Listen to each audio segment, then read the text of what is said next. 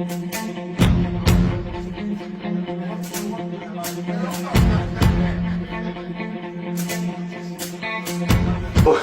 was in APC for 9 months. What I saw. Anyway. Memorable, man. Oh my God. What I saw, man. You know? Memorable, man. And because I was fighting Jonathan, because Jonathan was giving too much to the Northerners, and he was very unfair to the Yorubas, and you know the story. And I told them, I said, look, so when I went to APC, Buhari now, I met Buhari through El Rufai. We interacted 3-4 times. We'll go and meet him. He had a house somewhere else, not here. He lives just around the corner from here now. But he had a house elsewhere. We went there. So, but as time went by, he now started sending for me. So I went there with Nasser. Then one day, they called and said he wanted to see me. So I said, okay, I'll go. I met him at the Transcorp. When I got there, he said we should go inside the bedroom.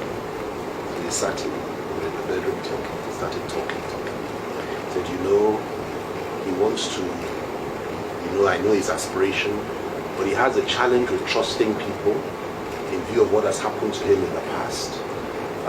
But that he just wants me to know that he would want me to work closely with him if he manages to win the nomination for his party, and that, he likes me, I'm courageous. The Obasanjo said a lot to him about me, that once I'm on board, I will fight all the way, and he loves that.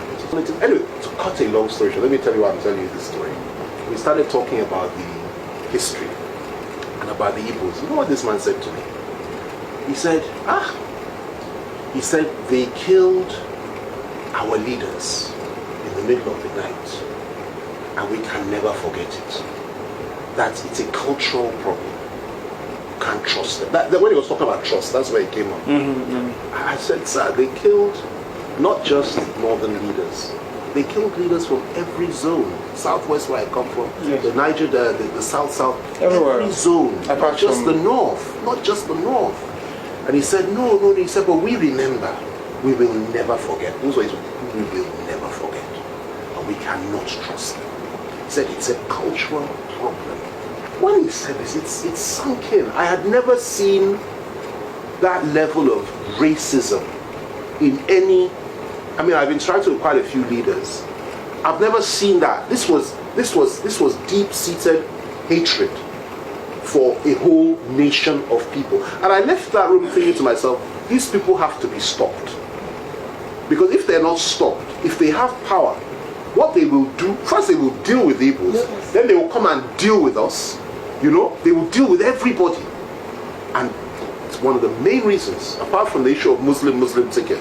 That's what I said, no. Not only will I leave them, I will also expose them and fight them. You understand there's some basic, fundamental, core issues that you must never compromise on. It's not about giving Nnamdi Kanu a position of SGF or position of vice president or something like that. Because if you do that, he will serve his term, then we'll be back to square one. Square zero, man. Absolutely. You've got to fight for your people. You've got to fight for your people. Well, it's a structural, seismic change. Absolutely. In thinking and in approach. And if they say no, then break it. I told you when we were in detention, the truth is I don't even believe in this union anymore. I don't believe in it. I don't believe in Nigeria. I don't believe that the Northwest and the Northeast, as they are now, should be part of us. Because their whole mindset, their whole view about the world is different to ours.